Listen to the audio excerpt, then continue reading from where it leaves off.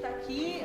Esse é o terceiro ano da série Conversas Neuromusicais. É um evento de extensão do projeto Neurociência e Música na UFABC. A gente começa essa série neste ano com a palestra do professor Frederico Greff. Professor Frederico Greff é professor titular aposentado da Universidade de São Paulo, instituição na qual ele se formou em medicina e fez doutorado em farmacologia, depois pós-doutorado na Universidade de Harvard e foi professor visitante na Universidade de Oxford. O professor Greff vai falar hoje sobre o processamento neural das emoções musicais. Já deixo o convite para a próxima palestra, que será em abril, com a professora Graziela Bortz, da Unesp. Então, por favor, professor Greff, prazer tê-lo aqui conosco.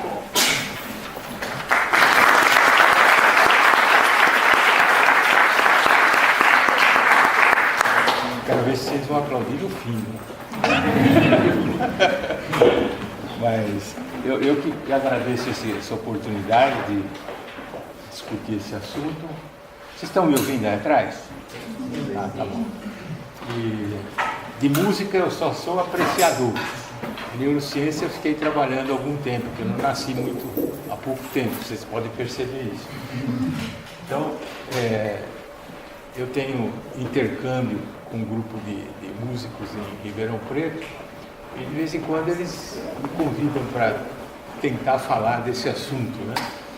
E a Patrícia achou que a palestra poderia ser adequada a este tipo de audiência, então eu fiz algumas modificações e vamos ver o que a gente pode passar para vocês. Já chegou a próximo diapositivo, por favor. Próximo. Bom, todos nós, principalmente os que estão aqui, né, gostam muito de ouvir música, tocar, cantar, dançar, porque nos emocionamos, né? E a gente sabe que todas as culturas humanas fazem música, mas a expressão musical varia com a cultura e com os indivíduos. Será que a gente consegue entender isso em função da neurociência, pelo menos um pouco próximo? Próximo. Então, esse autor, né, ele fez esse questionário para 3 grupos de voluntários. Eles assinalaram que emoção que a música despertava neles. E aqui tem um ordenamento dessas emoções nos 3, né? E as emoções que apareceram, aquelas que estão em negrito, são as chamadas emoções básicas, né? As 4 em que há mais concordância são essas que em inglês é happy, sad, mad e afraid. Alegria, tristeza, raiva e medo. E alguns põem o asco, que em inglês é o disgust, né? Então vocês veem aqui, mas aparecem emoções, por exemplo, saudade, solenidade, que não são tão básicas. As emoções básicas a gente compartilha até mesmo com os animais, né?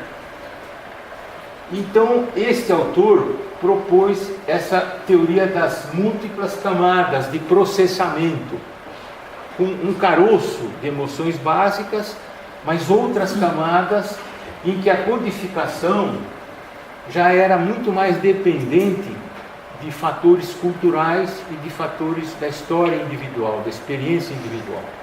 Eu achei interessante essa abordagem porque explica um pouco o que tem de comum e o que tem de diferente. O próximo, por favor. E ele é um violinista famoso, né? E ele fez esse pronunciamento. Então, para aquele que desempenha, aquilo lá para quem escuta, né? Para aquele que desempenha também, parece que ele se baseia muito nas emoções, né? Próximo, por favor. Então, parece que nós temos um cérebro musical distinto do cérebro linguístico. E essa afirmativa é nada mais nada menos de Noam Chomsky, que foi quem propôs que nós tínhamos um cérebro linguístico comum a todos os seres humanos, né? Apesar das grandes diferenças na expressão linguística entre as culturas, né? E ele achava que nós tínhamos um cérebro musical diferente. Charles Darwin já falava isso. Ele achava que a linguagem musical surgiu antes da linguagem verbal, né? Agora, por quê e para quê? Haveria alguma vantagem evolutiva? Quer dizer, o biólogo sempre pensa em termos de evolução, seleção natural, adaptação. Então, para o indivíduo talvez possa influir em seleção sexual, por exemplo, né? Mas seguramente para agrupamentos humanos parece que é muito importante a música para estabelecer a coesão. E esse último aspecto, será que nós somos a única espécie musical? Vou deixar para comentar no fim. Próximo.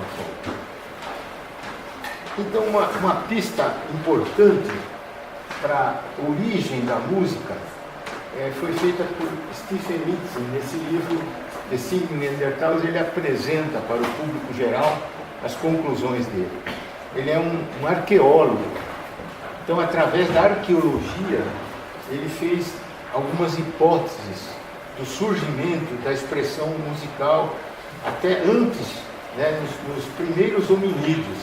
Aqui está o Homo ergaster, para ele já teria, né, devido à encefalização e às pressões seletivas, começado a chamar uma comunicação que envolvia voz, movimento, ritmo, percussão, e para transmitir determinados estados emocionais que seriam muito importantes para a coesão do grupo, para avisar de perigos, para avisar de fonte de alimento, de proteção, etc. E aqui haveria uma divisão muito interessante, que o Homo neanderthalensis, que é a vertente europeia, ficou só com esse tipo de comunicação mais complexo. Parece que tinha até instrumentos que se desconfiam que eram musicais, mas ficou com isso. É uma comunicação linguística, manipulativa, multimodal, etc.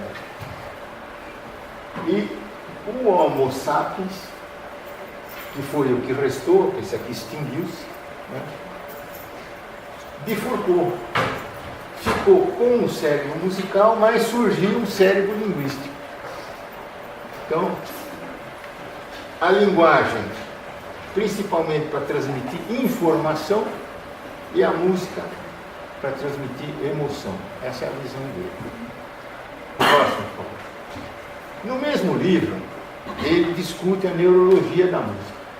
Só que ele não é neurologista, então ele se baseou muito no trabalho de Isabelle Peretz, que estudou a amusia, principalmente.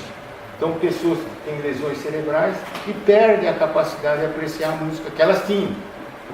E isso começou a dar uma pista importante. Eles continuam falando normalmente. Então, o cérebro linguístico é diferente do cérebro musical.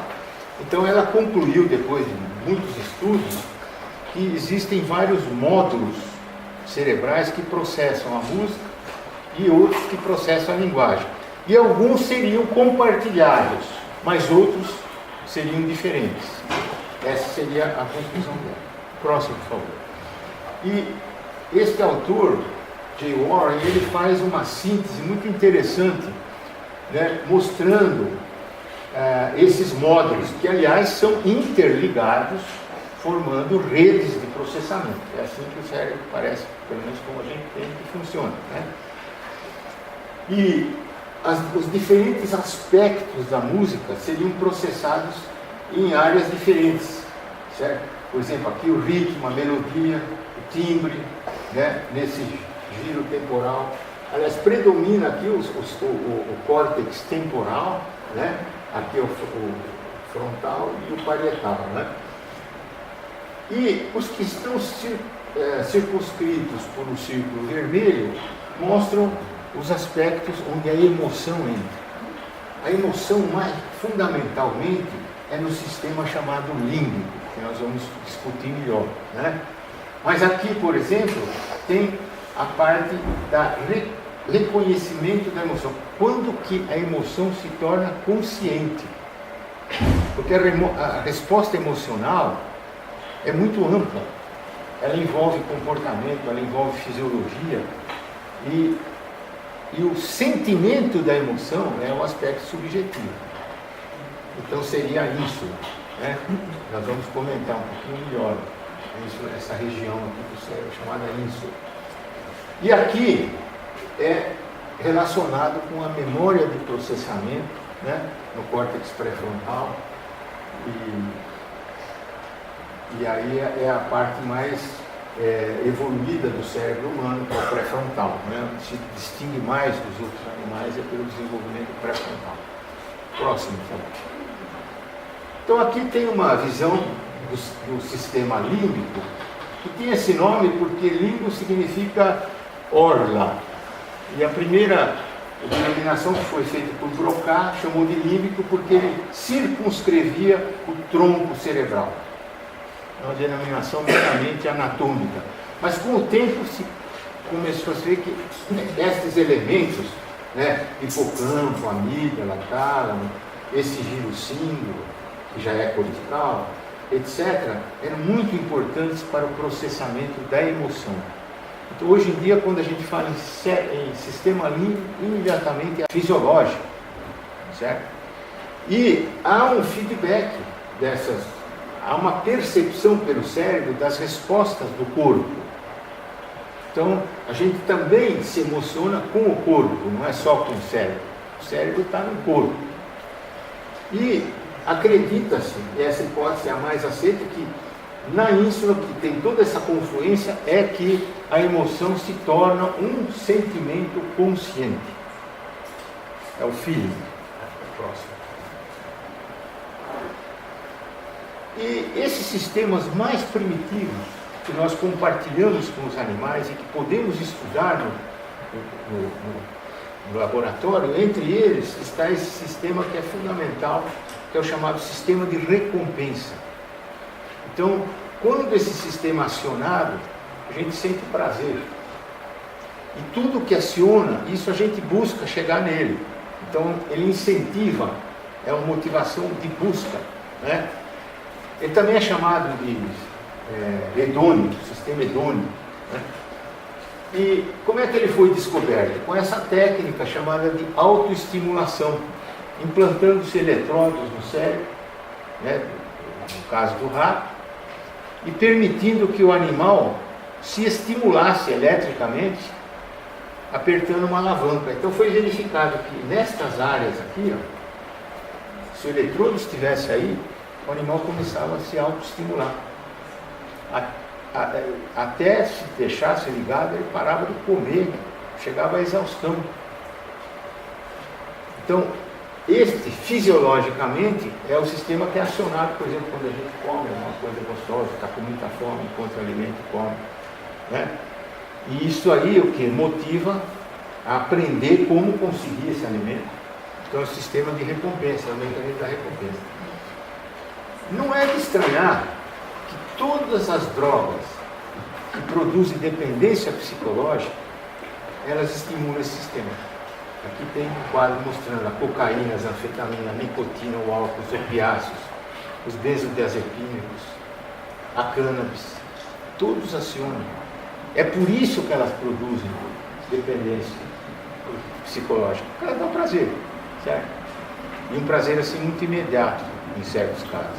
E quanto mais imediato, mais potencial de dependência. Próximo, por favor. Já do outro lado, nós temos o sistema aversivo. Por exemplo, essa região do cérebro aqui, que é chamada matéria cinzenta periaquidutal, que está lá no mesencéfalo, na parte do tronco cerebral, se ela for estimulada no ser humano, ela causa um verdadeiro ataque de pânico. Tão desagradável que ela é. E num animal experimental, ela produz o quê? A fuga. Então, uma região é o polo oposto, né? A região do prazer, essa é da dor psicológica, etc. O próximo, por favor. Esse sistema cerebral de defesa, ele é organizado. E aí participa a amígdala, que é a região que detecta os estímulos.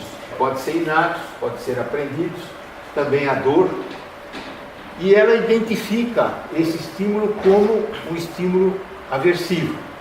E ela passa essa informação para o hipotálamo e para a matéria cinzenta periaquidutal, que organizam as chamadas reações de defesa, que variam conforme a natureza, a distância do perigo, etc. E tudo isso provoca o quê? Emoções desagradáveis, ansiedade, medo, pânico. Próximo. Essas reações muitas vezes são tão imediatas que nem passam pela consciência. Quem descobriu isso foi Joseph Ledoux. Uma via que vai do tálamo, que é onde os estímulos sensoriais fazem uma estação, direto para a amígdala. E há uma resposta. Por exemplo, o indivíduo vê alguma coisa na floresta, que pode ser uma cobra, antes dele chegar a essa conclusão, ele está pulando para trás. Ele leva vários segundos para percorrer essa outra via, que vai para o neocórtex, e ele toma consciência de que aquilo é um graveto ou é uma cobra. Né? Mas isso demora. Se fosse uma cobra, ele estava perdido. Então a reação já é automática. Próximo, por favor. Então, tudo isso a gente foi aprendendo na experimentação animal. Mas será que nós temos esses mecanismos do cérebro humano? E se tivermos, até que ponto eles são semelhantes, até que ponto eles são diferentes? Isso começou a ser estudado com a neuroimagem funcional. Então aqui nós temos uma máquina de ressonância magnética, né, que pode tanto ser usada para ver a anatomia, que é a morfológica, mas também a função. Né? Então a ressonância magnética funcional pode nos permitir estudar esses fenômenos no ser humano. Próximo, por favor. Então esse é um exemplo já que envolve a música. Né? Então, ouvir uma música provoca grande prazer. Isso é muito variável. Para um indivíduo é um tipo de música, para outro é outra, mas todas as pessoas têm algumas que deixam ele em estado de grande prazer. Então, em inglês chama thrill. Né? E se você fizer neuroimagem nessa situação, o que vai ser estimulado, ativado, está mostrado aqui em vermelho, o que é o núcleo accumbens, que eu mostrei aí, é a zona de projeção do sistema dopaminérgico, chamado mesolímbico. Então, são as áreas que o animalzinho gosta de se autoestimular, que são acionadas quando você come alguma coisa. Então, as áreas envolvidas em ouvir música agradável são as mesmas envolvidas em outras atividades agradáveis, como orgasmos, comer chocolate ou ganhar uma aposta. Isso são as palavras do autor, certo? O próximo, por favor. Mais ainda, a ressonância magnética também pode detectar substâncias químicas indiretamente. No caso, por exemplo, esse estudo mostrou que quando a pessoa estava esperando tocar uma música agradável, estava na expectativa, a dopamina era liberada no chamado núcleo caudado. E quando ele estava ouvindo o thrill, no accumbens. Né? Então, igualzinho o que ocorre nos animais. Próximo. Agora, do lado oposto, né? O que acontece, por exemplo, quando eu visualizo uma expressão de medo? Né? Então, aqui é uma outra técnica chamada tomografia de emissão de pósitrons, mas também ela identifica as áreas que são ativadas. E o que é ativado? A amígdala faz parte daquele sistema de defesa que é ativada quando a gente fica com medo. Né? Quando a gente vê uma face de medo, você fica falando, poxa, se ele está com medo é porque deve ter algum perigo por aqui, certo? Você começa a ficar ansioso. E mais ainda, esse estudo mostrou o seguinte, aqui usa as chamadas faces de Ekman. Ekman foi um pesquisador que ele sistematizou a visão das faces, né? Tem uma bateria de faces que expressa as emoções básicas. Essa aqui é de medo, e através do computador a gente pode fazer uma gradação da expressão, e aqui foi estabelecida uma correlação positiva entre o grau de ativação da amígdala e o grau de expressão de medo que a pessoa estava enxergando. E mais ainda, muitas vezes o teste é feito da forma chamada encoberta. E você não fala para a pessoa, olha essa emoção, não. Essa face que você está vendo é de homem ou de mulher. Ela não está prestando atenção, nem sabe que emoção está tendo. Muitas vezes faz o questionário, você sentiu alguma coisa? Não, mas a amígdala dela está reagindo. É aquele problema do processamento subconsciente. Certo? Próximo, por favor. Esse experimento, então, foi muito interessante, é clássico, para mostrar como que diferentes emoções são processadas em diferentes regiões.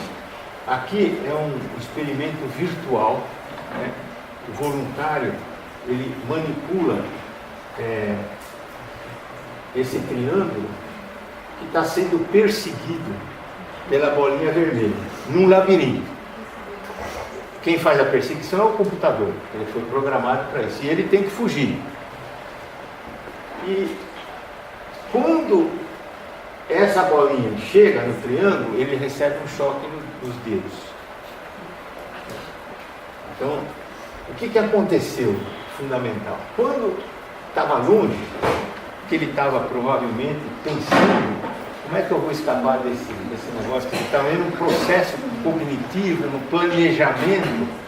O que era ativado? O córtex pré-frontal medial. À medida que ele era pego, aparecia a ativação do quê? A substância cinzenta periaquidutal do mesencéfalo. O próximo. Em suma, perigo distante, ou às vezes potencial, produz ansiedade, aciona o córtex pré-frontal e a amígdala lateral. Agora, quando o perigo é iminente, a amígdala central e a periaquidutal, há um deslocamento. Então, primeiro, estou ansioso, estou preocupado, estou sendo aprisionado, pego, vira um jacaré, não pensa em nada. É reação de fuga e luta. E eles, curiosamente, exercem uma inibição um contra o outro. Enquanto eu estou ansioso e cogitando, eu estou inibindo as reações de pânico. Mas quando eu entro em pânico, eu não penso mais. Reage como um bicho. Próximo. Curiosamente, em Ribeirão Preto, Rosana Churrama conseguiu fazer a mesma coisa sem nada, só mandando o voluntário imaginar uma situação de perigo. Existe um questionário de medo que foi padronizado no Havaí, e que ela aplicou, fez uma versão para o português, validou, que descreve cenários de ameaça muito diferentes. Por exemplo, uma ameaça longínqua seria assim: eu estou num quarto à noite e ouço um ruído perto da minha janela. Então, perigo potencial. Qual que é a reação? Eu vou ver o que é isso. Fica ansioso. Agora, o outro. O elevador se abre. Era um locutor que falava para a pessoa, descrevia o cenário e pedia para ele, eles já eram instruídos a imaginar o mais vividamente possível. Quando eles imaginavam, a periaquidutal era ativada. Quando o perigo era distal, era o córtex pré-frontal. Quer dizer, foi feito aquilo sem nenhum equipamento. Por quê? Porque nós temos imaginação. A imaginação faz alguma coisa. O próximo, por favor. E na neuroimagem funcional teve esse estudo que comparou música alegre com música triste. Então a música alegre ativou aquelas regiões que eu já comentei aí, do caudado, do esse aqui é o estriado ventral e a coisa aqui é o accumbens. Essa é a região de projeção da dopamina, que é a região de prazer. Quando a música era triste, hipocampo amígdala. E as duas, o giro temporal superior, porque é a região auditiva. Os dois estavam ouvindo coisas. Né? Próximo. E aqui tem um trabalho que foi feito pela Márcia. A Márcia está na audiência hoje, né? E ela se preocupou em comparar duas formas de audição e execução. Depois ela pode explicar melhor, porque de pianistas, né, que procuravam tocar ou expressivamente ou tecnicamente. Tecnicamente ela falava, ó, fica pensando em cada nota que você vai fazer. Esquece a expressão. E o outro, olha, não se importa se será alguma nota, mas procura transmitir emoção. Então ela fez primeiro a audição de um trecho, se não me engano era Trauer, né, do Schubert, né? Schumann, Trauer, né? Que quer dizer tristeza em alemão, né? E executado de uma maneira técnica e executado de uma maneira expressiva. Foi aí que entrou João Carlos Martins, né? João Carlos Martins ficou sabendo desse estudo, não sei como, ligou para o orientador dela, João Pereira Leite, pediu para executar a música, para a parte que foi de audição. Então ele tocou expressivamente, eu tocou tecnicamente. E as pessoas que ouviram a execução expressiva, elas ativaram aquelas regiões que se esperava, que eram ligadas à emoção, né? Emoções agradáveis. E na técnica não, é mais áreas cognitivas, né? Agora, a surpresa aconteceu com os pianistas que executavam de maneira afetiva e executavam de maneira técnica. Porque os que executavam de maneira técnica ativaram a amígdala. E alguém pode explicar por quê?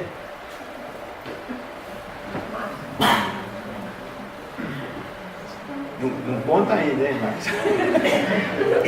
Eu quero saber se alguém adivinha. Ou pode dar um chute aí. Não sei, talvez porque como eles procuraram executar de uma maneira mais técnica, eles ficaram um pouco ansiosos ou com medo de errar. Exatamente. Mais ou menos por aí. Porque a Márcia teve a feliz ideia, né, de colher depoimentos. Quer dizer, aliar a pesquisa quantitativa à pesquisa qualitativa, que muitas vezes são colocadas em polos opostos, mas eu acho que elas se complementam, né? E no caso, por exemplo, todos que executavam de maneira técnica, claro que era uma chatice fazer isso, né? Então eles ficaram irritados e tiveram emoção desagradável. E a amígdala detectou aí, a neuroimagem detectou. Estou certo, amor? Mais informações, pergunte para ela. Próximo, por favor. Então, outra coisa que é muito chato, né, é escutar dissonância. Né? Então, esse estudo mostrou que quanto mais dissonante, mais ativavam certas áreas paralímbicas. Né? Agora, o curioso é que parece que isso já existe. Existem variações culturais da tolerância à dissonância, mas parece que de uma forma ou de outra existe alguma coisa mais fundamental. E o outro estudo, próximo, por favor, ele mostra, não, esse aqui é mais ou menos o que eu já falei, o próximo, por favor, que os recém-nascidos já reagem à dissonância. Então, parece que isso aí faz parte já de um aspecto comum de natureza biológica. Próximo. E a respeito disso, né, esse livro que até a Márcia me deu de presente, lembra, né, Márcia? É o do Charles Rose, né, que escreveu Music and Sentiment.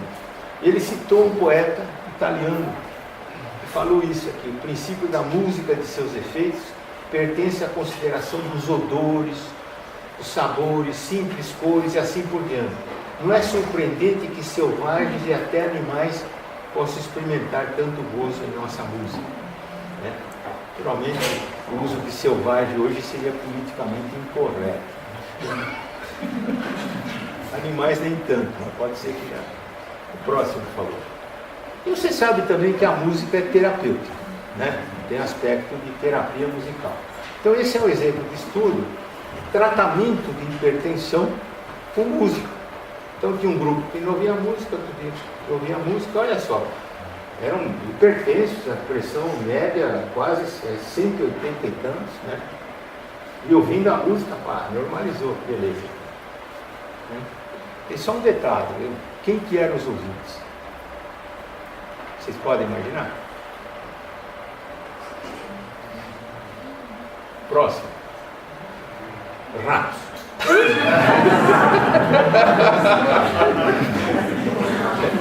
No Japão, eles selecionaram em Kyoto, né, seleção genética, né, criaram uma espécie de rato hipertenso. Então, esses ratos hipertensos é que ouviram a música, gostaram, né? Não sei se era Mozart, mas agora o mais curioso é que eles puderam estudar o mecanismo e por que isso estava acontecendo. Que era em rato. E o mecanismo é a coisa mais improvável que vocês podem imaginar, que começa com o aumento da liberação de cálcio dos ossos na periferia. O cálcio entra no cérebro e aciona, aumenta essa calmodulina, a calmodulina aumenta a atividade do hormônio que sintetiza dopamina, da enzima que sintetiza dopamina. Aí no caso da hipertensão, ela aciona o receptor D2, o centro vasomotor de regulação, diminui o tônus simpático e reduz a pressão arterial. Olha, mas não é só isso que a dopamina faz, né? Então, nesse artigo, eles mostram que isso poderia ser importante para um monte de outras situações patológicas, onde o aumento da dopamina seria efeito terapêutico, inclusive a doença de Parkinson, a epilepsia, etc. Então, veja só, e o rato é a música humana que ele está reagindo. E nós fazemos. Que história é essa? É que os bichos fazem música, próximo. Todo mundo sabe que pássaro canta. Mas eu acho que pouca gente sabe que camundongo canta. Alguém sabia disso? Alguém já ouviu o camundongo cantar? Sabe por quê que vocês não ouvem? Porque ele canta em ultrassom. Tanto os ratos como os camundongos, toda a comunicação intraespecífica, a gente sabe que rato guincha também, mas isso aí é para os estranhos. Entre eles a conversa é ultrassônica, o que é ótimo, né? Porque o gato não escuta, né? Então, mas estudando essa comunicação, esse autor verificou, esses autores verificaram o seguinte, que havia modificações nas subespécies, né, quando eles entravam em contato com outra e que tinham competição. Então eles estavam modulando o canto deles, como os pássaros fazem, como nós fazemos. Isso já é intrigante, né? Mas o próximo é mais ainda. Próximo. Essa senhora, Patrícia Gray, né, publicou, né, tem um programa de biomúsica na Academia Nacional de Ciências dos Estados Unidos, publica no Science, que é uma revista entre as duas mais famosas exigentes, a Science e o Nature, né? Então ela estudou durante muito tempo o canto das baleias corcunas e chegou à conclusão que elas eram compositoras. Compositoras. Criam canções originais, ritmos semelhantes, frases musicais que variam, né, criando temas de várias frases. A duração é menor do que uma balada, é maior que uma balada, é menor do que uma sinfonia, porque elas têm mais ou menos a mesma gama de expressão do que nós, né? Embora elas possam cantar em 7/8 gama de variação de 7 oitavas, elas em geral cantam em uma chave, uma clave, né? Misturam percussão, tons puros, na mesma proporção do que os compositores humanos, e segue o esquema clássico, ABA, tema, variação, reapresentação, entendeu? E modificam, conforme, por exemplo, em contato com outro grupo, muda a canção, os machos começam a competir, etc. Enfim, são compositores, tem rimas, refrão, que facilita a memorização. Então, a conclusão dela é a seguinte, que antes de sermos os criadores da música, porque nós estamos separados das baleias 60 milhões de anos da evolução, nós somos latecomers, somos retardatários no campo da música, né? Vou parar por aí. Vou deixar um tempinho para a conversa, né?